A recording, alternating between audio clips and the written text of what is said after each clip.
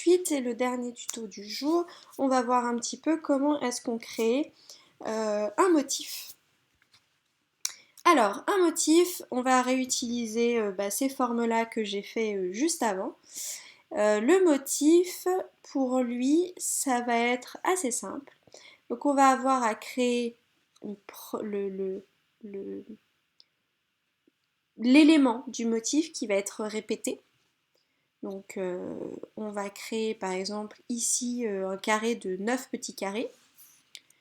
Donc vous avez vu que là j'ai créé 3 petits carrés. Je vais regarder dans l'alignement, je vais les mettre bien au même niveau. On est... Oupsie.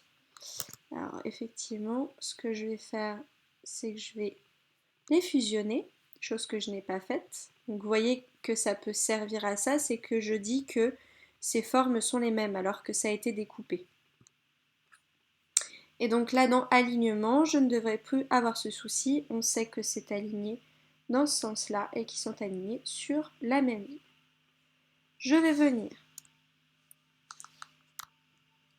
dupliquer ici. Et à partir de ce moment-là, commande A, hop, je resélectionne, commande D pour faire le même espacement un petit peu partout. Une fois que je sais que j'ai ça, ce sera mon motif. J'ai déjà un motif sur 3 par 3 qui est répétable. Tout simplement, je vais aller dans le nuancier ici, je vais sélectionner mes formes. Ce que je peux faire aussi, c'est faire un clic droit associé, ça va les grouper, ce qui veut dire que je ne vais plus sélectionner une seule forme mais le groupe en entier. Et je peux faire clic droit dissocier si jamais j'ai eu un souci. Et là, je peux venir resélectionner qu'une forme. Le raccourci, c'est CTRL ou commande G. Et là, je vais venir le glisser. Vous voyez, j'ai une petite barre bleue qui vient de se mettre. Je viens de glisser là-dedans.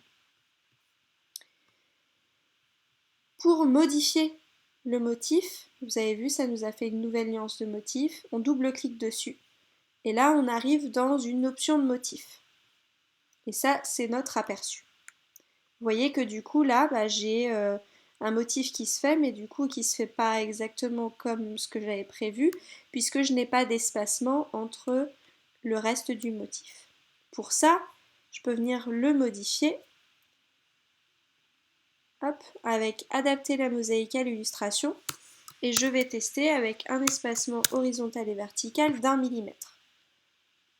Et bien c'est exactement ce que j'avais entre les deux, 1 millimètre et 1 millimètre. À partir de ça, mon motif est régulier. Je peux du coup le garder et je fais terminer. Pour vérifier mon motif, je vais pouvoir créer une forme et s'il est déjà sélectionné, vous voyez que ce motif-là se met directement dans la forme. Et je peux utiliser toute forme possible. Voilà, tout simplement. Alors les motifs sont plus ou moins compliqués également, bien évidemment qu'il faut faire attention. Vous avez la possibilité, de vérifier ici, vous pouvez avoir des briques par rangée, vous êtes obligé d'avoir une grille, vous pouvez avoir des hexagones si vous êtes plutôt sur une forme hexagonale justement. La grille étant celui qui fonctionne le mieux. Vous pouvez mettre un nombre défini de copies. C'est-à-dire que pour voir un petit peu l'étendue de votre motif et ses répétitions, plus il est complexe et plus vous en aurez besoin.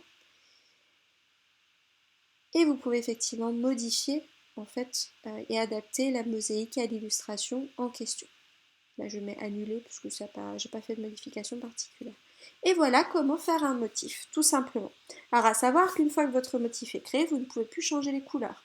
C'est-à-dire qu'il faudra que vous refassiez un motif. Le motif, ça, pour lui, ça devient une image qui va être répétée. Donc une image vectorielle, on pourra toujours l'agrandir, mais vous voyez que du coup, si j'agrandis mon carré, ça suit le motif de base. Donc pour ça, il faudrait que je recrée un motif avec une base plus grande. Je vous le montre rapidement. Hop. Pour créer du coup un motif en particulier. Ça peut vous aider à faire ces petits éléments-là, ici. Ça peut vous aider à faire ces éléments-là, faire ces petits éléments ici, là. Ça aussi, si jamais. même si à la main c'est aussi rapide.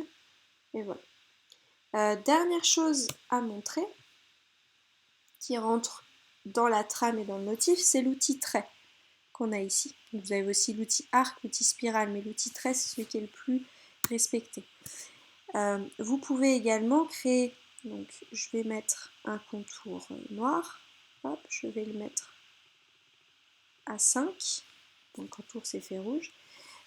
Si vous voulez créer des lignes qui sont continues comme ça peut être soit un motif, soit des petits éléments, n'oubliez pas que vous pouvez créer les étapes. Je sélectionne mes étapes, je modifie, donc on n'est pas sur une couleur lissée mais une étape, et je vais mettre 10 étapes.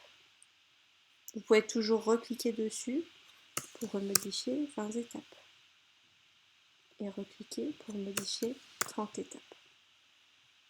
Une fois qu'on a ça, on a le global.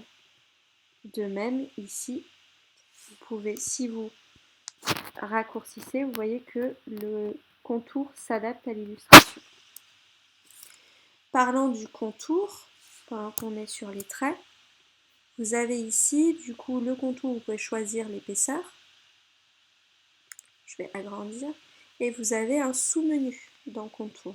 Ici, vous pouvez modifier pour avoir des angles et des finitions qui soient arrondis ou en biseau. Vous pouvez dire que le point d'ancrage se termine exactement là, ou alors qu'il est au centre de la terminaison. Si vous avez un carré, vous pouvez dire que le point d'ancrage est au centre ou à l'extérieur ou à l'intérieur. C'est aussi des choses qui sont importantes à savoir. Vous pouvez rajouter des flèches. Vous pouvez rajouter ici encore une fois le même biseau. Et vous pouvez réaliser des pointillés que vous créez vous-même. Un point, 12 espaces. Là j'ai beaucoup de points, donc on le voit beaucoup moins et beaucoup de graisse. Voilà, vous avez tous les secrets de base d'Illustrator.